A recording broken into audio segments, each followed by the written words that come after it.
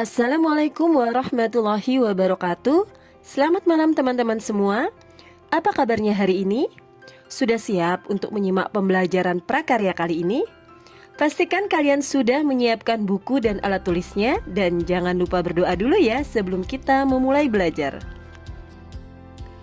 Pada malam hari ini kita akan sama-sama membahas materi pada modul 2, mata pelajaran prakarya tentang produk teknologi sederhana. Produk teknologi sederhana ini merupakan materi kelas 7 untuk pendidikan kesetaraan paket B.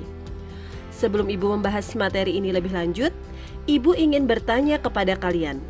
Pernahkah kalian melihat di YouTube atau membuat sendiri pengiris bawang dari kaleng bekas?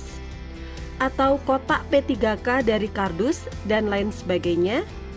Nah, jika kalian pernah melihat atau membuatnya, maka barang yang tadi Ibu sebutkan merupakan produk teknologi sederhana. Pada modul sebelumnya, yaitu modul 1, kita sudah pernah membahas mengenai pengertian teknologi secara umum. Nah, pada modul ini kita akan membahas teknologi secara lebih terperinci. Pengertian teknologi adalah kemampuan manusia dalam membuat sesuatu untuk memudahkan aktivitas kehidupan manusia. Jadi, fungsi teknologi ialah untuk memudahkan kehidupan manusia. Teknologi terbagi menjadi dua macam, yaitu pertama adalah teknologi sederhana dan kedua adalah teknologi modern. Teknologi sederhana yaitu suatu cara memanfaatkan kemampuan yang relatif mendasar, tidak terlalu rumit untuk dibuat baik dari cara kerja maupun dari penggunaan alat dan bahannya, namun tetap meringankan aktivitas manusia. Sedangkan teknologi modern yaitu suatu cara memanfaatkan kemampuan yang dirancang sedemikian rupa sehingga memiliki kerumitan tertentu namun mampu bekerja melewati kemampuan manusia itu sendiri.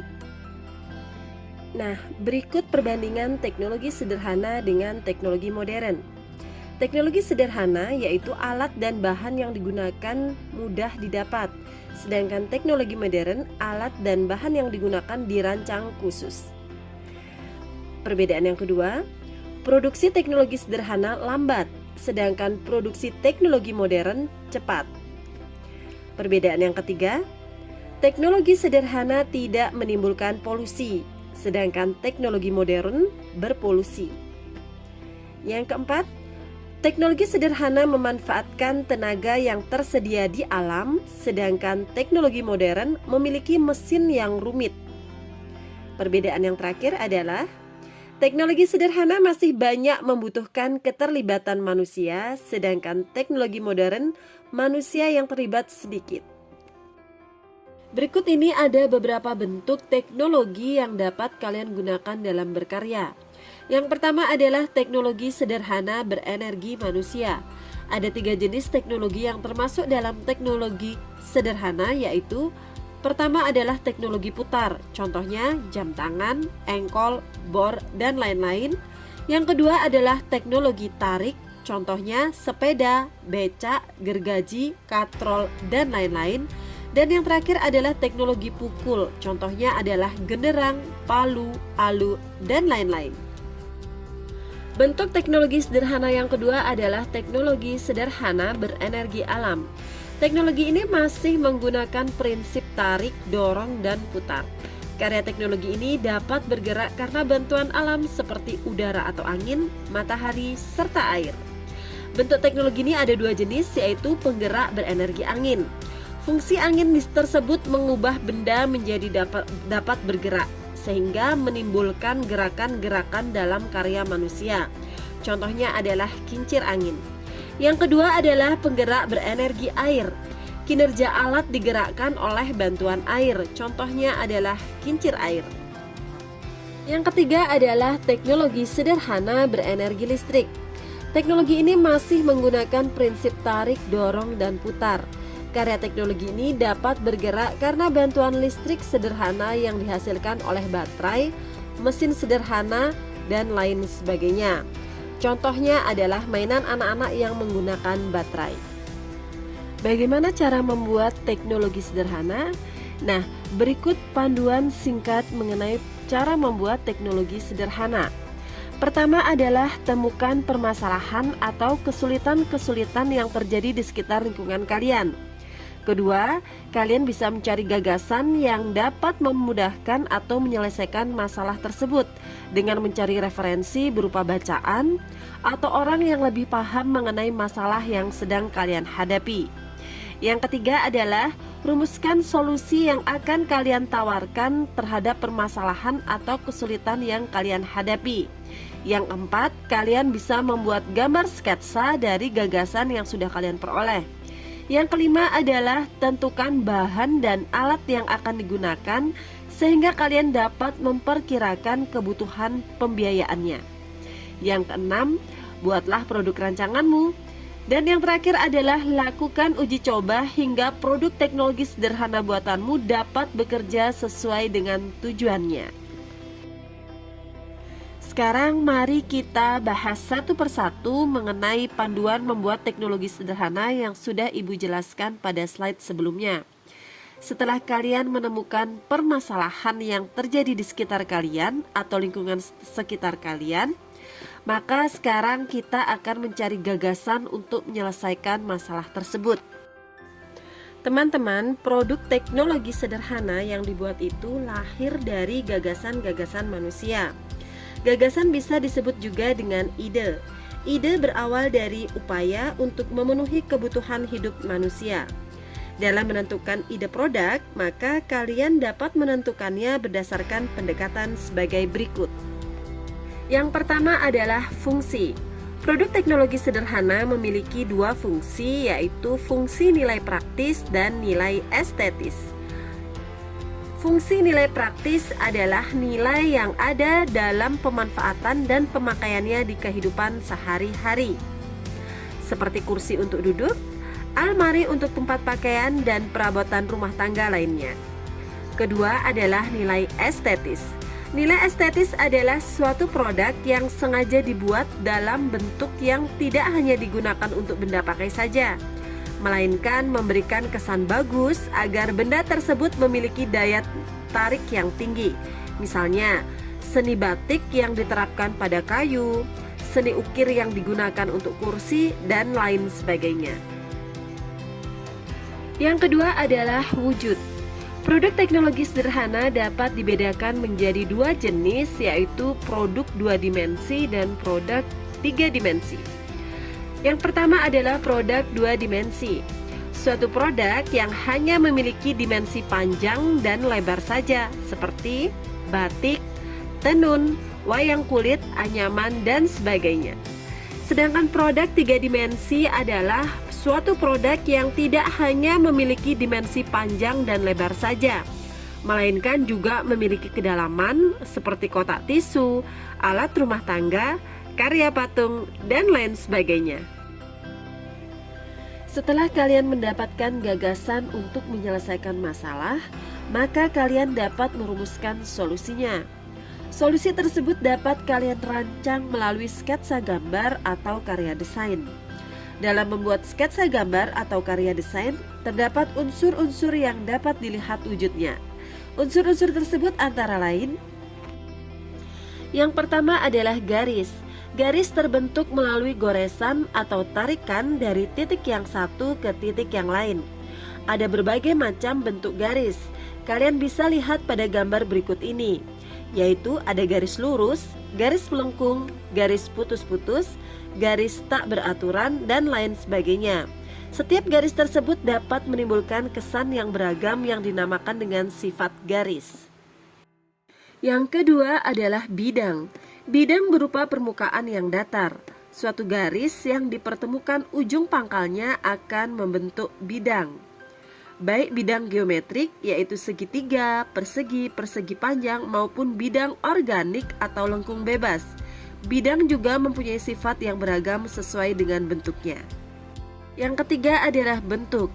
Bentuk terjadi melalui penggabungan unsur bidang. Misalnya sebuah kotak terwujud dari 4 sisi bidang yang disatukan. Bisa kalian lihat pada gambar macam-macam bentuk. Yang keempat adalah warna.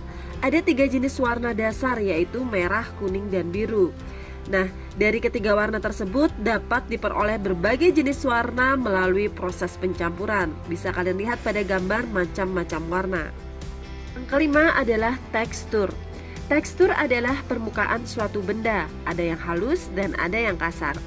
Tekstur kasar misalnya terdapat pada batang kayu, daun, dan batu. Sedangkan tekstur halus misalnya pada kaca, plastik, dan kertas. Yang keenam adalah nada gelap dan terang.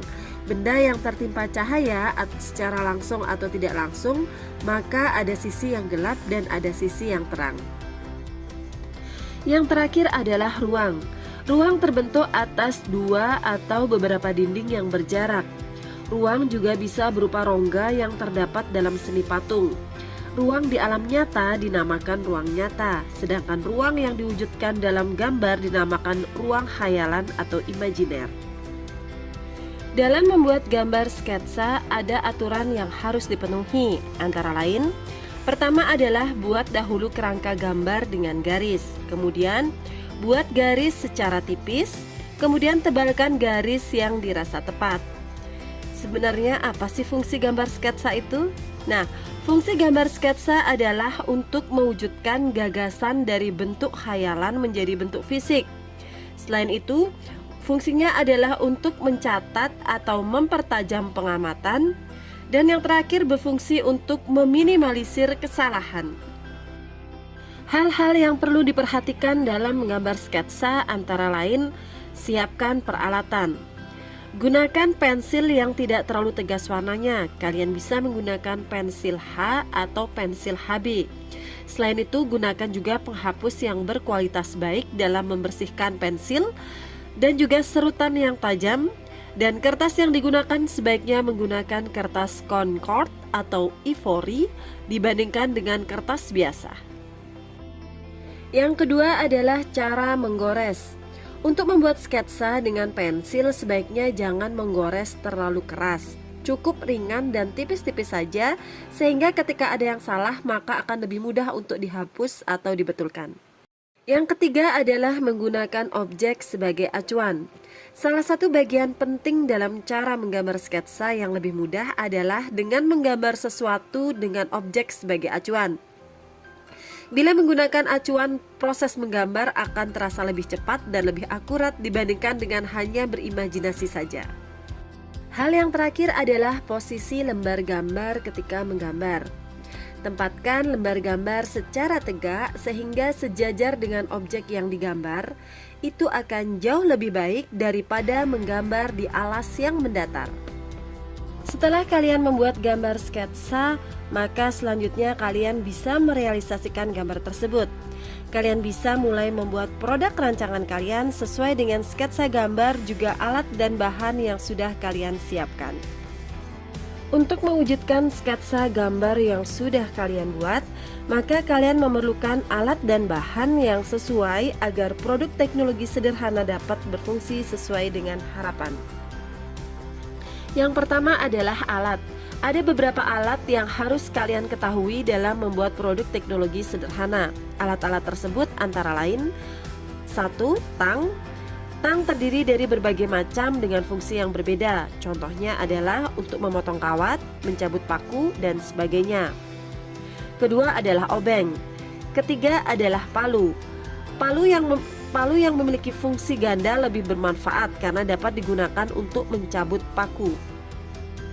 Selain alat-alat yang disarankan tadi, maka dalam pekerjaan pertukangan sederhana ada beberapa alat pendukung yang juga harus kalian ketahui.